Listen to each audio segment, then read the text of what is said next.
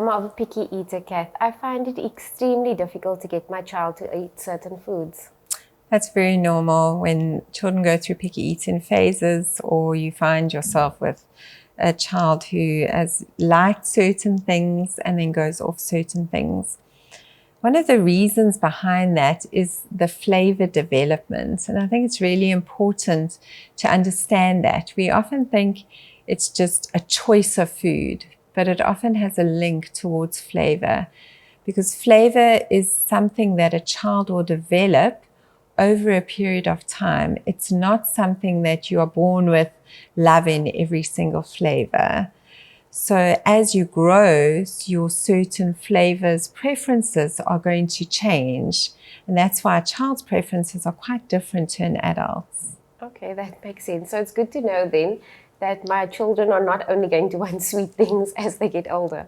No, so in the beginning, they love sweetness. And there's a reason behind that. And that is basically that as babies, they need to survive. And milk, whether it's breast milk or a formula milk, will have a very sweet taste to it. And so in order for them to thrive, they need to desire that milk, which is sweet. So they have a large amount of sweet taste buds. And then as time goes on, as they get to those toddler years, they develop their bitter taste buds. And this is to protect them, because a lot of poisonous plants actually have bitter oils in them. So by having these bitter taste buds, they are going to kind of not want to try and eat that plant or that poisonous plant. The challenge is a lot of our green veggies have those oils in them, which when you are new to bitter taste buds, you can taste that. And often a mom will say to me, you know, my child used to love broccoli and now they won't eat broccoli anymore. And that's often because now their taste buds are picking up on the bitterness of broccoli. Yeah, that makes sense. I can totally relate, because I think if I speak to any mom, everyone experiences that sort of, or any like degree of picky eating. So with broccoli, for example, my kids, they actually loved it as like babies. And then now when they see it, it's as if like there's just something that says this is not good. Absolutely. Is there a way I can encourage them to like at least be open to it and to try vegetables, especially something they haven't tried before? So just like I said in the beginning, you know, when they're tending towards wanting sweeter flavors, if you pair those flavors that are slightly sweeter with a flavor that's maybe a little bit sour or a bit salty or a bit bitter, they might be more willing to try it. And sometimes hiding even the bitter flavors in like your bolognese sauce, or adding sweetness into a stew. So you can use a bit of, I love using fruit often in cooking, because that will draw children in. So we call it kind of adding flavor to flavor. So it's something that they're familiar with, that they like, within a new flavor that they don't quite know yet or aren't quite used to. And they learn to then trust the new flavor as time goes on. And we call that taste bud training. So even though they might not realize that maybe you've got a little bit of green veggies in the bolognese sauce, you're actually training their taste buds without them being fully aware of it. Okay, I will definitely try that. Are there other ways I can encourage them to be more open and be more spontaneous when it comes to cooking? Like we try to cook together as a family, and I'll ask my kids to help me with, you know, chopping the vegetables or adding something to the pot. Is there anything else I can do to just open their minds? That is, actually the example you mentioned is one of the best, because just like I was saying, you might be putting green veggies in a sauce or in a muffin or in a stew. Similarly, you want them to see the actual food. So you don't want it to be out of sight, because out of sight is out of mind. So by bringing them into the kitchen, as you suggested, is a wonderful way to expose them to those actual visual veggies. They're learning the flavors through your cooking process and by combining them. Yeah. And then the other thing that's really important about cooking together and cooking in the home is that they smell these foods. And the first way that we taste foods is through smell. We actually taste through smelling foods.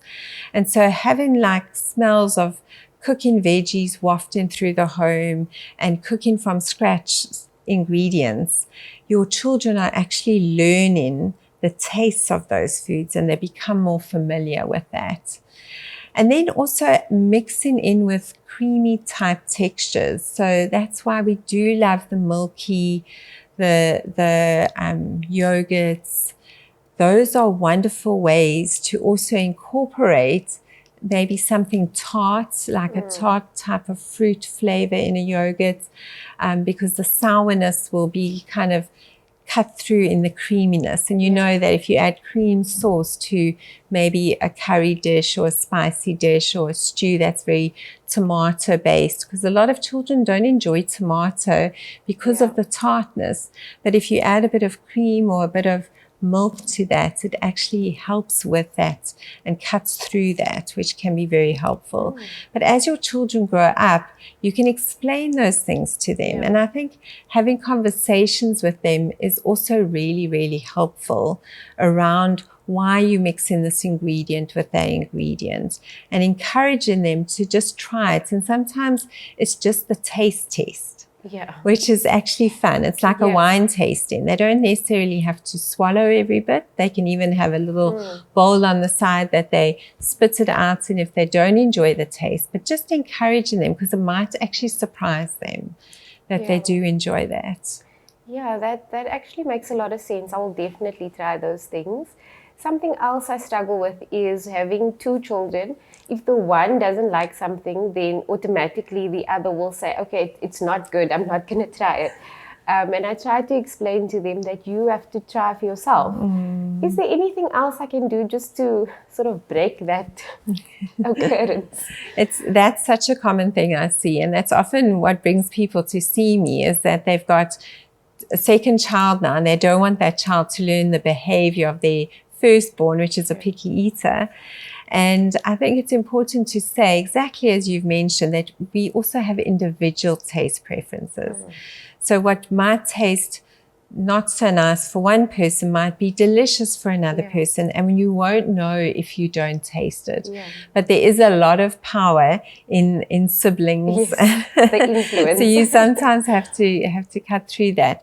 But it is just to encourage and to have those very open conversations and the taste and the tasting. And sometimes you can also just put a whole lot of little bowls in front of them and they just have to dip their finger into it so that they don't feel like it's at the table time. You know, often as parents, we want to introduce new flavors and new foods at mealtime. And that's not actually the most appropriate time because you're hungry at that moment. There's pressure on you to eat. So you don't feel you have almost the right to say, no, I don't enjoy that. Whereas if you introduce it outside of mealtime, like during the cooking process or in the kitchen, you have a much better chance that they'll be willing to try it because they know that if they don't like it, it's not the be all and end all of a meal. And so that can also be helpful in cases where a sibling is not is a bit influenced by another sibling and is not wanting to try something new. But I think going back to those sweet flavors and remembering that for many years our children will hold on to that sweetness. It gives them a sense of comfort. There's definitely an element of association when it comes to flavors. Certain flavors will feel comforting, and sweetness is that. It's that comfort at the breast that they felt when they were babies. And so often by ending a meal with something sweet can make that feeling of the meal is done, I feel comforted, I feel like it's finished, and I'm okay now to end my eating moments. Yeah, I've noticed that they're always looking for that sweet end to the meal, and I struggle sometimes because obviously you think sweet, you're thinking dessert, But is there anything like healthier or a better option I can offer them? So fruit is a lovely way to end a meal. I love using smoothies, using also like a nutritional supplement like Pediasure that has a lovely sweet profile to it. But it's subtle, it's full of good nutrition, it fills the gaps of the day, and it's a lovely way to not only complete the meal time, but also to complete the day's eating as well. And you can either mix up some fruit with the Pediasure, you can give it on its own, you can give some fruit and even mix a bit of Pediasure powder into the fruit, into the yogurt, for example, with the fruit, and that makes a really nice end and put in to the end of your day, knowing that your child's getting good nutrition. Yeah, and it sounds really tasty as well. And very yummy. You can even make some pancakes or absolutely, something with it. Absolutely. You can do pancakes with it, and you can use it in multiple different ways. But definitely that idea of ending with sweetness kind of concludes that day's eating. This is extremely helpful. I can't wait actually to get back in the kitchen with my kids.